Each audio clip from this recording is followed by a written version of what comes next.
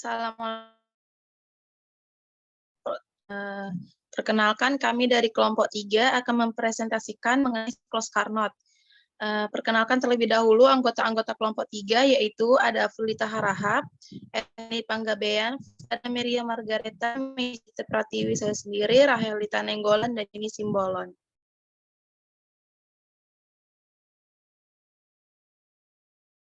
Baik, untuk latar belakang akan dijelaskan oleh Afrulita Harahap. Kepada Lita dipersilahkan. Terima kasih moderator. Latar belakangnya yaitu termodinamika adalah ilmu tentang secara spesifik membahas tentang hubungan antara panas dengan kerja. Energi dapat berubah dari suatu bentuk ke bentuk lain, baik secara alami maupun hasil rekayasa teknologi.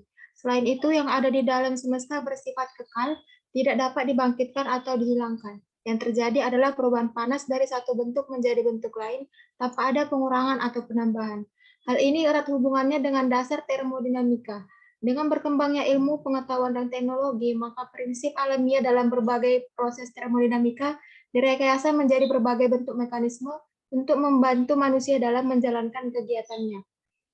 Mesin-mesin transportasi darat, laut, maupun udara merupakan contoh yang sangat kita kenal dari mesin konversi energi yang merubah energi kimia dalam bahan bakar atau sumber lain menjadi energi mekanisme dalam bentuk gerak atau perpindahan di atas permukaan bumi, bahkan sampai di luar angkasa. Dalam kehidupan sehari-hari banyak penerapan atau aplikasi dari ilmu termodinamika. Salah satunya adalah aplikasi termodinamika pada mesin Carnot. Next.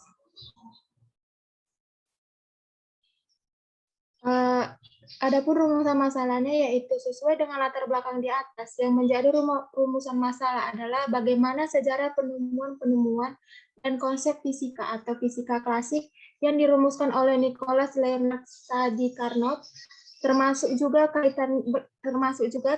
keterkaitan dengan termodinamika. Salah satu aplikasi dari termodinamika yaitu mesin Carnot. Tujuannya yaitu sesuai dengan rumusan makalah di atas, maka yang menjadi tujuan pembahasan makalah ini adalah untuk mengetahui sejarah penemuan-penemuan konsep fisika atau fisika klasik yang dirumuskan oleh Nicholas Leonard Sadi Carnot dan penerapannya di dalam termodinamika. Baik, terima kasih kepada Afrulita. Untuk slide selanjutnya akan dijelaskan oleh Esther Basani Panggabean. Kepada Esther dipersilahkan.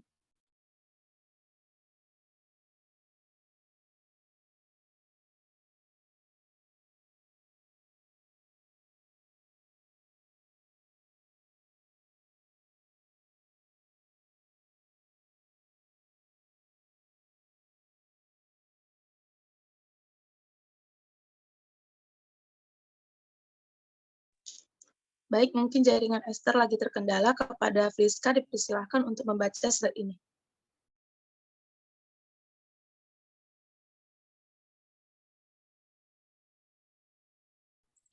Pengembangan pembahasan. Pertama, sejarah penemuan konsep. Nicholas Carnot menemukan dan merumuskan hukum kedua termodinamika dan memberikan mode universal atau mesin panas, sebuah mesin yang mengubah energi panas ke dalam bentuk energi lain.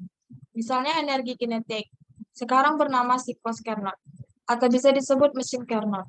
Mesin Carnot adalah sebuah mesin kalor dengan cara memindahkan energi dari daerah yang lebih panas ke daerah yang lebih dingin, dan dalam prosesnya mengubah sebagian energi menjadi usaha mekanik.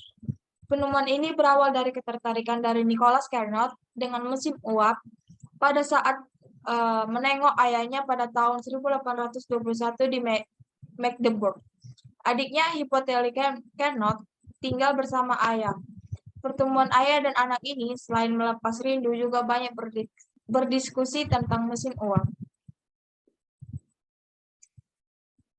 Yang kedua, pengembangan konsep. Mesin Carnot adalah mesin kalor hipotesis yang berpolarasi dalam suatu siklus Hippurser yang disebut siklus Carnot. Model dasar mesin ini dirancang oleh Nicholas Leonard Sadi Carnot, seorang insinyur militer Perancis pada tahun 1824. Mesin model Carnot kemudian dikembangkan secara grafis oleh Émile Clapeyron dan diuraikan secara matematis oleh Rudolf Clausius dan Clausius, dan Clapeyron. Setiap sistem termodinamika berada dalam keadaan tertentu. Sebuah siklus termodinamika terjadi ketika suatu sistem mengalami rangkaian keadaan-keadaan yang berbeda dan akhirnya kembali kepada keadaan semula. Dalam melalui proses siklus ini, sistem tersebut dapat melakukan usaha terhadap lingkungannya sehingga disebut mesin Calor. Kemudian aplikasi termodinamika. Prinsip dan metode termodinamika digunakan oleh para insinyur untuk merancang mesin-mesin pembakaran internal, pembangkit energi nuklir dan konvensional, sistem pengondisi udara, sistem penggerak propulsi roket, misil, pesawat terbang, kapal, mesin Carnot, sistem magnet dan listrik, dan sistem termolistrik. Hukum-hukum dasar termodinamika terdapat 4 hukum dasar yang berlaku di dalam sistem termodinamika, yaitu yang pertama hukum awal atau George Law termodinamika. Hukum ini menyatakan bahwa dua sistem dalam keadaan setimbang dengan sistem ketiga George Law, maka ketiganya dalam saling setimbang satu dengan lainnya. Hal ini dikarenakan kalor yang terdapat pada sistem berupa partikel yang bervibrasi. Partikel tersebut berpindah dan mengalirkan energinya ke partikel di sebelahnya. Saya kembalikan kepada moderator. Baik, terima kasih kepada Priska. Untuk slide selanjutnya akan dibacakan oleh Esther. Kepada Esther, dipersilahkan. Terima kasih. Selanjutnya itu B, hukum pertama termodinamika. Hukum ini terkait dengan kekekalan energi. Hukum ini menyatakan perubahan energi dalam dari suatu sistem termodinamika tertutup sama dengan total dari jumlah energi kalor yang disuplai ke dalam sistem dan kerja yang dilakukan terhadap sistem aliran kalor atau kerja atau usaha yang dialami oleh suatu sistem dapat menyebabkan sistem tersebut memperoleh atau kehilangan energi. Tetapi secara keseluruhan, energi itu tidak ada yang hilang. Energi tersebut hanya mengalami perubahan. Hukum 1 termodinamika, untuk setiap proses apabila kalor atau Q diberikan kepada sistem, dan sistem melakukan usaha atau W, maka selisih energi Q kurang W sama dengan perubahan energi dalam delta U dari sistem. Ketiga, yaitu mesin kalor. Mesin kalor didefinisikan sebagai alat yang mengubah kalor menjadi energi mekanis atau lebih tepat suatu sistem yang bekerja secara terus-menerus dan hanya kalor dan usaha yang dapat melalui permukaan batasnya. Beberapa contoh mesin kalor adalah mesin Carnot, mesin Brayton, mesin Otto, mesin Rankine, dan mesin diesel. Pada mesin kalor, selalu terdapat 2 buah tandon. Tandon yang memberikan kalor besar disebut tandon kalor, sedangkan tandon lainnya disebut tandon dingin. Tandon dingin ini berfungsi untuk menyerap kalor dalam jumlah yang besar tanpa terjadi perubahan panas yang berarti. Kalor yang terbuang melalui saluran pembuangan ke tandon dingin berbanding lurus dengan luas penampang pipa keluar.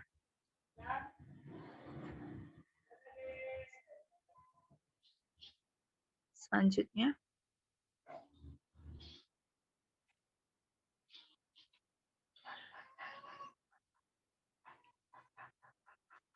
sebagian kalor diubah menjadi kerja mekanis atau W yang dilukiskan pada pipa cabang tekanan. Jadi, QU adalah kalor yang diserap oleh mesin dan QO adalah kalor yang dibuang oleh mesin per siklus.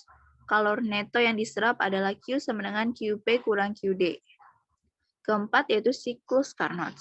Siklus Carnot adalah proses termodinamika yang dialami oleh zat kerja atau working substrate pada mesin Carnot. Siklus ini terdiri atas 2 proses isotermal dan 2 proses adiabati. Pada proses isotermal, pertama yang terjadi pada temperatur lebih tinggi, zat mengalami ekspansi dan menyerap kalor. Proses isotermal kedua yang terjadi pada temperatur rendah, zat mengalami kompresi dan melepas kalor. Garis isotermal pertama dan kedua dihubungkan oleh 2 proses adiabati. adiabatik pertama, zat mengalami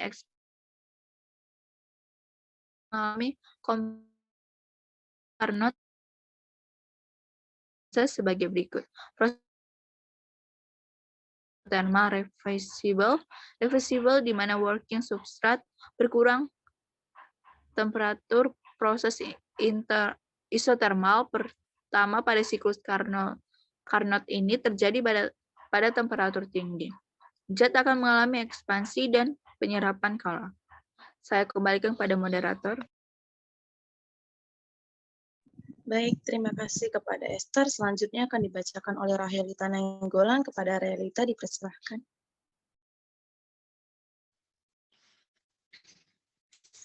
Baik, selanjutnya proses kedua. Proses adiabatik pertama ini terjadi, zat akan mengalami ekspansi, di mana zat akan mengalami penurunan temperatur dari T1 menjadi T, dan sistem bekerja. Untuk proses ketiga, konversi isothermal reversible, di mana working substance melepaskan kalor Q2 ke reservoir dingin dengan temperatur TA dan kerja dikarenakan terhadap sistem. Proses isothermal kedua ini terjadi pada temperatur rendah. Zat akan mengalami kompresi dan kalor akan dilepaskan. Proses keempat, kompresi adiabatik reversible, di mana zat kerja dikembalikan ke keadaan awal atau semula. Temperatur sistem berubah dari TA menjadi TI dan kerja yang dikenakan terhadap sistem, di mana zat akan dikembalikan ke keadaan semula. Temperatur sistem akan berubah dari T awal menjadi T akhir, dan di sistem dikenai kerja. Jumlah beban di atas piston bertambah. Tidak ada kalor yang keluar atau masuk ke dalam sistem selama proses berlangsung. Tekanan sistem meningkat dan volumenya berkurang. Keempat, proses di diagram di bawah dalam bentuk diagram P versus V, seperti yang ada pada diagram karena sistem dikembalikan ke keadaan semula. Maka perubahan besaran keadaan atau besaran termodinamika seperti energi dalam maupun entalpi sistem proses adalah nol. Dengan menggunakan hukum satu termodinamika dapat dihitung kalor dan kerja pada masing-masing tahap proses pada diagram. Next.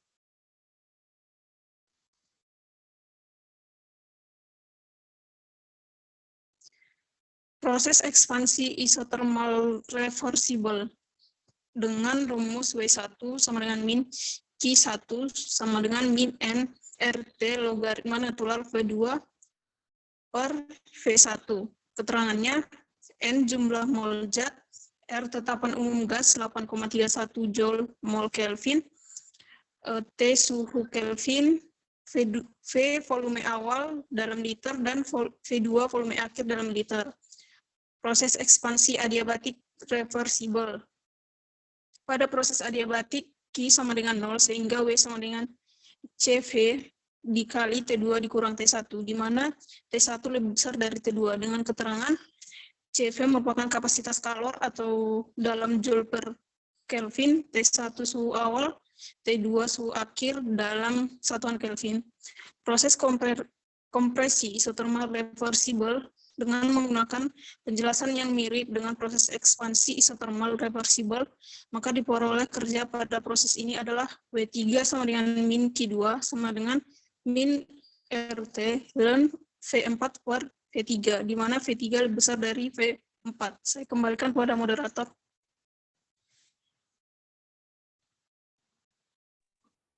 Baik, terima kasih kepada Rahelita. Selanjutnya akan dijelaskan oleh Yeni Simbolan. Persilahkan. Baik, terima kasih kepada moderator.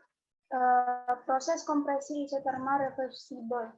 Dengan menggunakan penjelasan yang mirip dengan proses ekspansi isothermal reversible, maka diperoleh kerja pada proses ini adalah yang pertama itu ada total kerja, yaitu W yang dilakukan oleh mesin Carnot dalam satu siklus adalah Q2 berharga negatif sesuai dengan fakta bahwa sistem.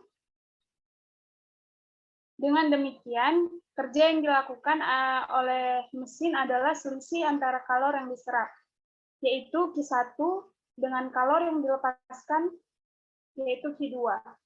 efisiensi mesin Carnot, yaitu E adalah perbandingan antara kerja yang dilakukan mesin dengan kalor yang diserap QI. Q1.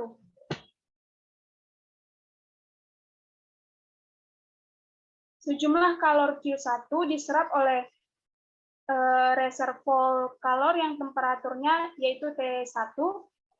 Sejumlah kalor Q2 dilepaskan ke reservoir kalor yang temperaturnya yaitu TZ, dan kerja dilakukan oleh sistem. Demikian seterusnya. Kalor yang ditransfer tergantung pada beda temperatur antara dua reservoir tersebut terhadap reservoir ini disebut dengan yaitu rumusnya adalah E sama dengan Q1 kurang Q2 dibagi dengan Q1, di mana 1 dikurang Q2 dibagi dengan Q1. Temperatur termodinamika yaitu T karena Q per Q sebanding dengan termodinamika dari reservoir. Maka efisiensi mesin Carnot dapat dinyatakan sebagai berikut, yaitu E sama dengan 1 dikurang T1 dibagi T2 dibagi dengan T1. Di mana E itu adalah efisiensi mesin. Dari hasil yang diperoleh, Carnot menyampaikan hasil teoremanya bahwa tidak ada mesin kalor yang bekerja antara dua reservoir kalor mempunyai efisiensi lebih besar dari mesin Carnot atau ideal yang bekerja pada dua reservoir kalor yang sama.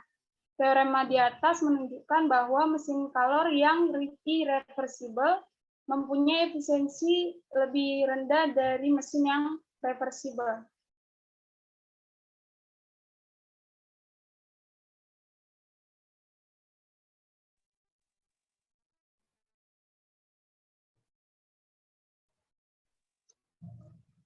Simpulan dari rumusan efisiensi mesin Carnot, yaitu yang pertama, semua mesin Carnot yang bekerja pada dua reservoir yang sama memiliki efisiensi yang sama.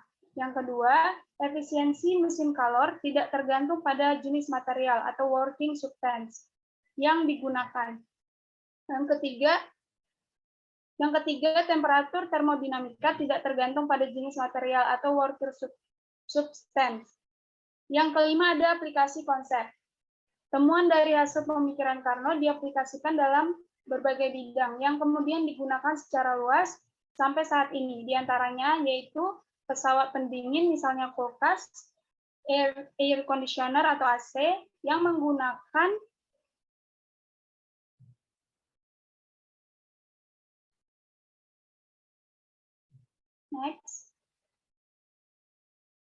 menggunakan pengembangan konsep ke depan mesin Carnot mempunyai beberapa kelemahan. Di antaranya, yang pertama itu terjadinya tekanan yang sangat tinggi dan volume yang sangat besar, karena kenaikan tekanan terjadi pada saat proses pelepasan panas. Yang kedua, proses pindah panas dengan menggunakan gas, yaitu sebuah media yang mempunyai kapasitas panas tertentu dan terbatas.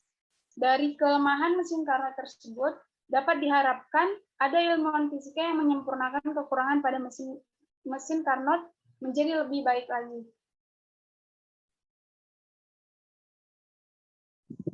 Baik, terima kasih kepada Yeni. Untuk slide ini akan saya bacakan. Di sini ada kesimpulan.